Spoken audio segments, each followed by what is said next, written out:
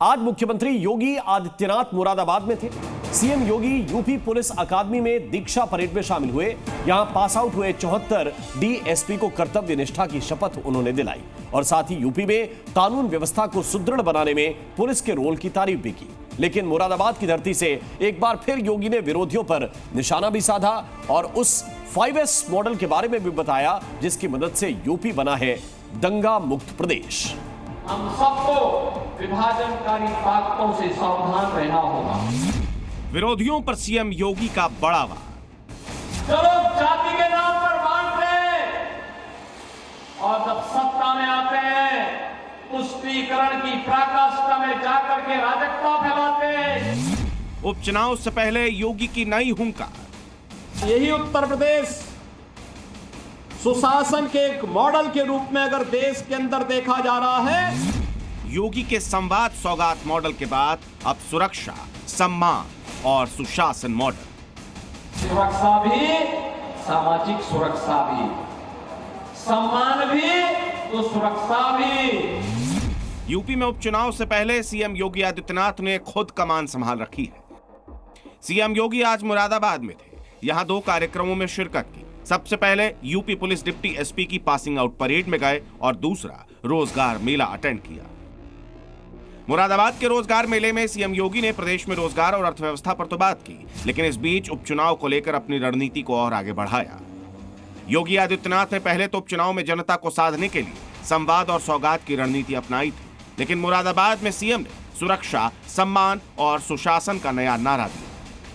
इसके साथ योगी अपने 5S मॉडल के जरिए कैसे उपचुनाव में विरोधियों को चित करने की रणनीति पर काम कर रहे हैं वो समझिए।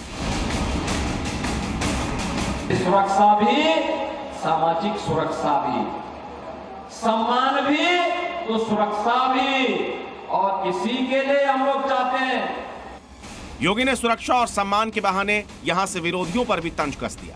तुष्टीकरण के नाम पर विरोधियों पर बड़ा वार किया। हम सबको विभाजनकारी ताकतों से सावधान रहना होगा। जो लोग जाति के नाम पर बांट रहे और जब सत्ता में आते हैं पुष्टिकरण की पराकाष्ठा में जाकर के राजकता फैलाते हैं, दंगाइयों के सामने घुटना टेकते हैं, दंगाइयों के सामने नाक रगड़ते हैं और उसके बाद दंगाइयों का गुस्सा बढ़ता है तब न बेटी सुरक्षित होती है न व्यापारी सुरक्षित होता है। सीएम योगी का मुरादाबाद दौरा कई मायनों में खास है, क्योंकि यहां से सटी कुंदर की सीट पर उपचुनाव होने वाला है। इस दौरे पर सीएम योगी ने मुरादाबाद में सौगातों की बरसात कर दी। मुरादाबाद में आज 400 करोड़ रुपए की परियोजनाएं दी गई, जिसमें 156 करोड़ की परियोजनाएं अकेले कुंदर की विधानसभा सीट को दी जा रही हैं। हाल ही में यहां के एयरपोर्ट से उड़ान शुरू हो चुकी है। मुरादाबाद को योगी ने परियोजनाएं देकर उपचुनाव के लिए अपनी जमीन पक्की करने की कोशिश की है, लेकिन योगी का सबसे बड़ा दाव है सुशासन। आज यही उत्तर प्रदेश सुशासन के एक मॉडल के रूप में अगर देश के अंदर देखा जा रहा है तो इसमें एक बड़ी भूमिका उत्तर प्रदेश के हमारे बहादुर जवानों के द्वारा निष्ठा से की गई सेवा का परिणाम है। रोजगार मेले से पहले सीएम योगी डॉक्टर भीमराव अंबेडकर पुलिस अकादमी पहुंचे।